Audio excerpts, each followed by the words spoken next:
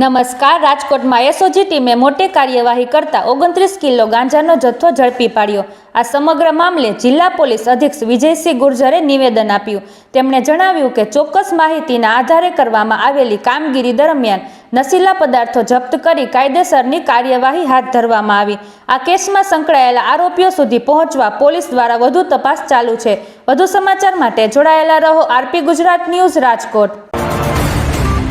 हमारी एसओजी राजकोट ग्राम्य SOG team ने बातमी मળી कि एक महिंद्रा पिकअप बोलेरो में गांजानो एक खेप राजकोट थी गोंडल बाजू में जई रह्यो छे।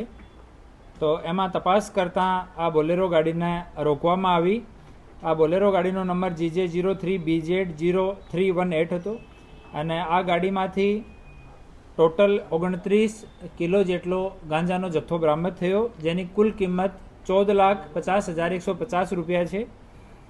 बे आरोपीओं ने आ गांजानी साथे अटक करवामां आव्या छे अने बे बीजा आरोपी जे लोकोने ए लोको सप्लाय करवाना हता आ लोकोने पण अटक करवामां आव्या छे ने एक आरोपी ने वोंटेड दर्शायेल छे।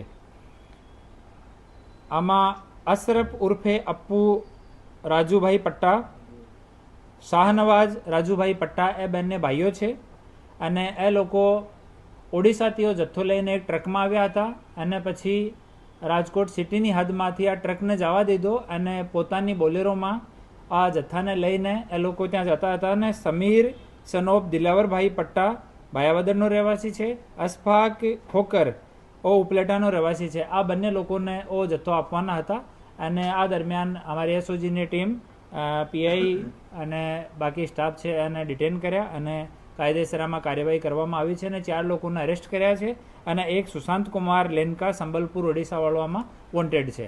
હા, ને હાલની આની કોઈ ગુનાહિત ઇતિહાસ નથી, પણ પ્રારંભિક પૂછતાછમાં એવો કીધો છે કે ઓ ત્રીજી વખત છે જ્યારે ગાંજો ઓડિશાથી લઈને આવ્યા છે વેચવાનો, છૂટક છૂટક વેચવાનો. એ જો બંને છે સમીર અને એસપાક, એનું કામ છૂટક છૂટક વેચાણનો છે. Audio